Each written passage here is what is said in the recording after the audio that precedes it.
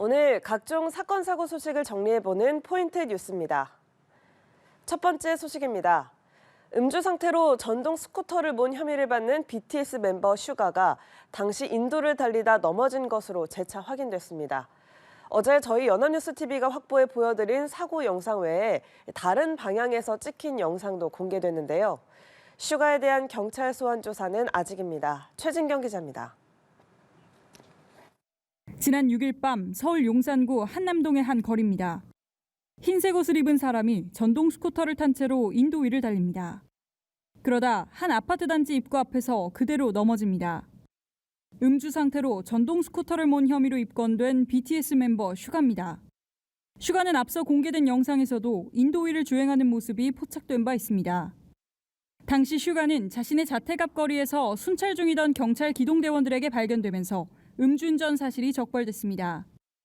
인근 파출소 경찰이 지원 요청을 받고 출동해 현장에서 음주 측정을 진행했고 혈중 알코올 농도는 0.227%의 만취 상태로 확인됐습니다.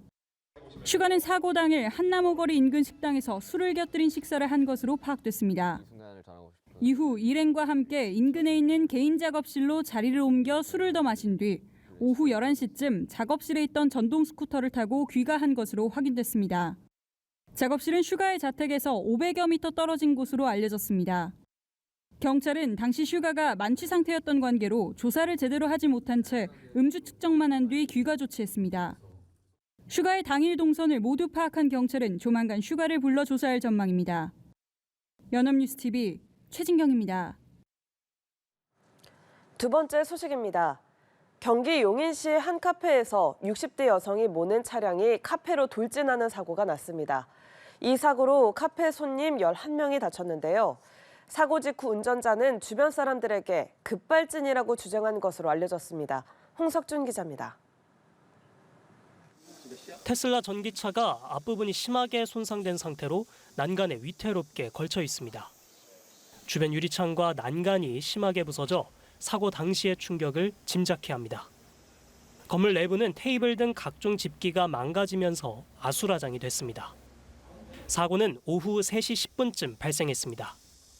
60대 여성 A씨가 모는 차량이 2층짜리 카페 건물 1층 정문에서 주차를 하던 중 갑작스럽게 속도를 냈고 카페를 그대로 관통했습니다.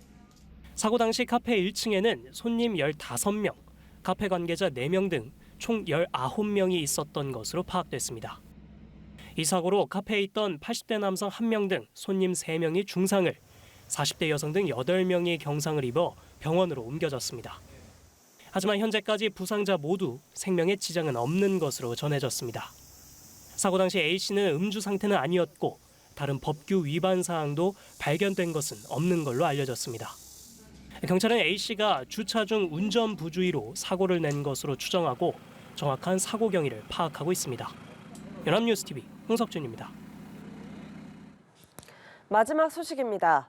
유튜버 찌양을 협박해 돈을 갈취하고 이를 방조한 이른바 사이버 레커 유튜버들이 재판에 넘겨졌습니다.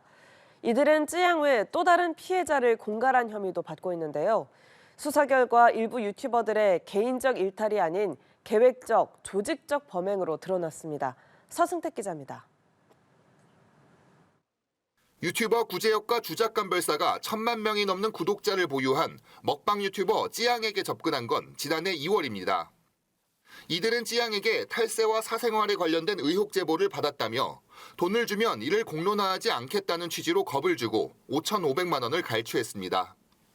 특히 구제혁은 공론화되길 원하지 않으면 지인의 식당을 홍보해달라고 강요하는가 하면 고소를 남발해 소상공인을 괴롭힌다는 영상을 올리겠다는 취지로 위협한 것으로 드러났습니다. 이 과정에서 또 다른 유튜버 카라큘러와 크로커다일은 구제혁에게 찌양에 관한 폭로 영상을 올리기보다 직접 돈을 뜯어내는 것이 이익이라는 취지로 공갈을 권유했습니다. 검찰은 구제혁과 주작감별사 등 2명을 공갈 등의 혐의로 구속 기소했고 공갈 범행을 방조한 혐의로 카라큘라는 구속 기소, 크로커다일은 불구속 기소했습니다.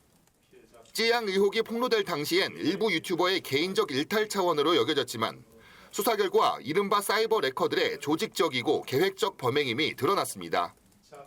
구독자 증가에 따른 광고 수입 이외에도 약점 폭로와 금품을 맞바꾸는 공갈 범행을 수익 모델한 약탈적 범죄를 자행하였습니다. 이들은 한국 온라인 견인차 공제회라고 자칭하며 정기 모임 등을 통해 결속을 다지면서 범행을 물색한 것으로 파악됐습니다. 이들은 범행이 발각되자 조직적으로 증거인멸을 시도하는 동시에 사실관계를 왜곡한 악의적 콘텐츠를 유포해 2차 피해도 가한 것으로 조사됐습니다. 구제역과 카라큘라는 인터넷 방송 BJ의 스캠코인 사기 의혹을 거론하며 수천만 원을 뜯어낸 혐의도 받습니다. 한편 검찰은 찌양을 공갈한 혐의로 구속영장이 청구됐으나 기각된 최모 변호사에 대해 개인정보보호법 위반, 업무상 비밀 누설 등 혐의를 추가해 구속영장을 재청구했습니다. 연합뉴스TV 서승택입니다.